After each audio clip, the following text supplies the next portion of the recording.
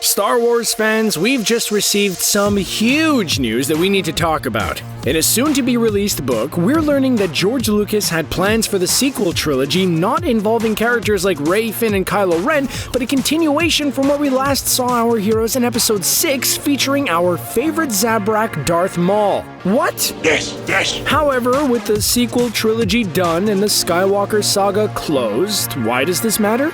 Well, with Dave Filoni taking the creative helm and the Filoniverse taking over Disney+, this new story is about to change Star Wars as we know it. Alright, let's break this new information down from the upcoming book, The Star Wars Archives 1999 to 2005. George Lucas had a plan for a sequel trilogy set in a time period featured in The Mandalorian, between Episode 6 and what would be the current Episode 7 and onward. Let me give you a visual and set the scene. We are post-Galactic Civil War and the galaxy is in shambles. The New Republic, helmed by Leia Organa, is on its quest to rebuild the galaxy, but in its way remains the remnants of the fallen empire led by former Imperial generals all vying for power. Even stormtroopers begin to form their own sects and seize power for themselves. For Luke, he's on a quest to rebuild the Jedi Order, searching the galaxy for Jedi who survived Order 66. Over time, he becomes the Jedi Grand Master, leading the new generation. But in the middle of all this rebuilding and finding order is Darth Maul. That's right, Darth Maul is back, now a Sith Lord, and he's not alone. He has an apprentice named Darth Talon, a ruthless Twi'lek of whom many might know from Star Wars Legends. According to George, in this story, she is the new Darth Vader. Okay, wow, already this story has me excited as a Star Wars fan. Let me just say, I enjoyed the current sequel trilogy, but a problem with it was that we were thrown into a new story without any idea of what our beloved characters have gone through, what happened to the New Republic, and where the First Order even came from. Many would also say that Disney's version steered away from George's vision and what the films were meant to teach us. Here, we get all of that and more. But sadly, as we know, this is something we never got to see. However, with The Mandalorian out and Dave Filoni being George Lucas's Jedi Padawan, this story can still be told, and I believe it is. Now let's take a look at The Mandalorian for a second, shall we, and compare it to George's sequel trilogy. Set 5 years after the fall of the Empire, meaning we are post-Galactic Civil War, check. Remnants of the fallen empire have taken hold on various parts of the galaxy, aka Moff Gideon, double check.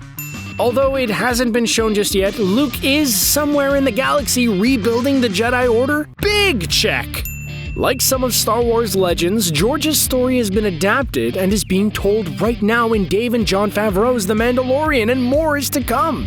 You see, at this very moment, the next generation of Star Wars is being developed right in front of our eyes, taking notes and guidance from Disney's other powerhouse, the Marvel Cinematic Universe. Shut the front door. Through Disney+, a connected universe of shows is being developed to tell the story between Episodes 6 and 7, and The Mandalorian is our Iron Man. That's good. For example, there's a rumor going around that Boba Fett will be next in line to have his story told, not as a prequel, but set in the time of the Mando. Why do you think we saw him lurking about? Like the MCU, it's all about the Easter eggs to set up the future. Before Season 2 of The Mandalorian began, we all heard the rumors of Ahsoka getting her live-action debut, which led many fans to speculate that we may see a de-aged Luke play a role in the show. In the third episode of Season 2, we got to see the return of Bo-Katan, who is also rumored to have her own show set during this time period. Seeds are being planted all throughout The Mandalorian, meaning this time period is about to be expanded on through the various spin-offs being developed. The Filoniverse will bridge the gap between Episodes 6 and 7, meaning George's story can and will be told in a way that fits the current canon. And as per CBR, we have a few ideas on how this could work. From this bombshell of news, what had me most intrigued was Maul being the new big bad Sith of the galaxy. However, by the time of the Mando, Maul already drifted away in the arms of Obi-Wan as the twin suns set. Unlike in Episode 1, he's gone, so no Maul, but a possibility is that we could see his apprentice Darth Talon. There would need to be a bit of explaining to do, because at the time of Star Wars Rebels, Maul didn't have an apprentice and had his heart set on turning Ezra. However, just because you're gone doesn't mean your presence isn't still felt across the galaxy. A theory I picked up scraping through the comments and reactions to this news is that maybe Maul's essence lives on through his saber. Talon finds it, and this is what sets her on her path as a Sith. With Palpatine's use of essence transfer, and in canon, Lord Momin living on through a helmet because of essence transfer, this could be an answer for Maul's influence on Talon. Another theory is, instead of Darth Talon, we could have a brand new Sith altogether from one of the many Sith cults scattered across the galaxy, trying to pick up where Palpatine left off. It fits the current theme that's present in The Mandalorian and creates a nice parallel between Luke and Leia's journey. Luke rebuilds the Order, while Leia rebuilds the Republic, both facing the mess Palpatine left behind.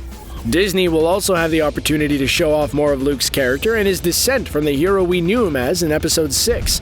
Personally, I would love a look into Luke's mind and see how the pressure of building a new order, understanding the Force, and dealing with a new Sith threat pushed Luke to the man we saw in Episode 8. However it's done, this is a chance, and Disney's time to make things right by fans and make George proud. But until we get more, we'll just have to wait and see what happens next. So what do you think of George Lucas's sequel trilogy, and how do you think his story will play into the current Star Wars timeline, especially in The Mandalorian? Let us know your thoughts in the comments, and then like, subscribe, and hit the notification bell for more CBR goodness. Thanks for watching.